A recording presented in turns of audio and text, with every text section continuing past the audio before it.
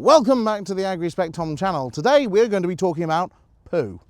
And we're not just talking about any poo, we are talking about farmyard manure and why it's so important that you sample it so you have a clear understanding of its nutritional content before you apply it to your ground. Farmyard manures are an important source of crop nutrition used on many farms, regardless of whether that's grassland or whether that's going into a large-scale commercial crop like wheat, barley, oilseed rape or maize. Farmyard manure, like this cattle manure behind me, typically contains things like manure, urine, bedding, so things like straw from where the cattle will have been housed over winter, for example, and also some spoilt food. So when the cattle are fed and there's waste food that the cattle don't eat, it's trodden into the bedding and it forms part of this farmyard manure. And despite there being very simple ingredients which make up this manure, there are plenty of factors which can influence the nutritional content of this manure. And let's get into them. What cattle are fed, as in their diet, will have a big impact on the nutritional content of your farmyard manure. For example, if you're feeding a very high protein diet, like in a finishing cattle situation, the nitrogen levels within your manure are going to be that much higher than just feeding a typical forage diet. So like hay, for instance, from grass-fed systems. So it's important to kind of bear that in mind because that can have a big impact on what you should be applying to your ground and the cost savings that you can make in added nitrogen, which is going back onto your soil. And at the moment, with nitrogen prices being the way they are, and they're only going to go one way, and that's up, it's important to have a clear understanding over what your nitrogen content is within your manure, because it could be that there are some significant cost savings to be made there.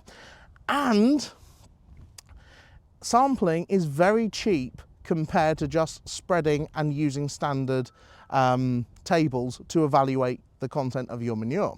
An example of how diet is going to impact nutrition within manure can be seen in the manure that we're standing in front of. This manure, for example, the cattle that produce it are fed on a diet of hay and also conserved maize forage. So this manure is going to differ a bit from the standard tables, and therefore it's important that we sample it.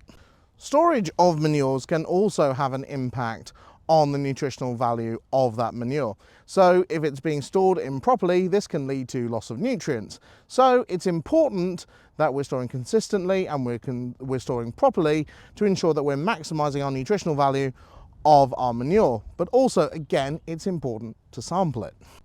Just 1 minute.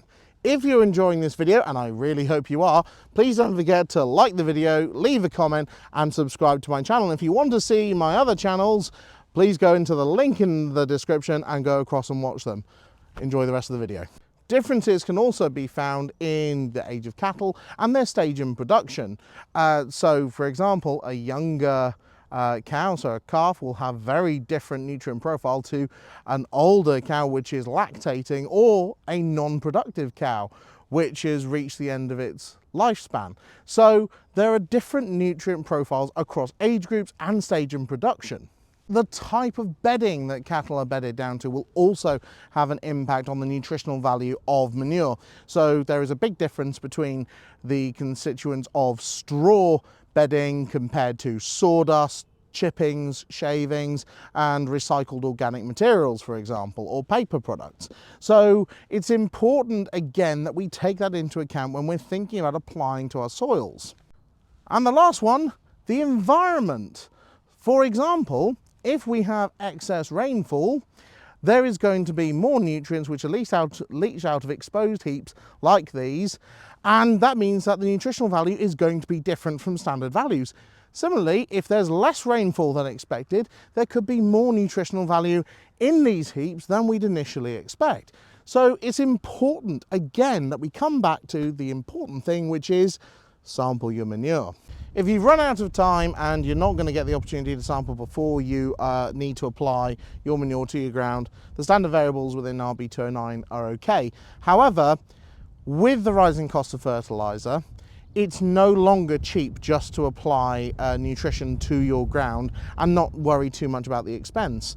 we need to consider that variable. And the thing is, we can make sure that we're targeting nutrition effectively by sampling manure, making sure that we're applying the correct nutrition for the crop's needs, and we are not wasting money. And sampling is very cheap compared to the alternative of just using standard measurements and applying to the ground.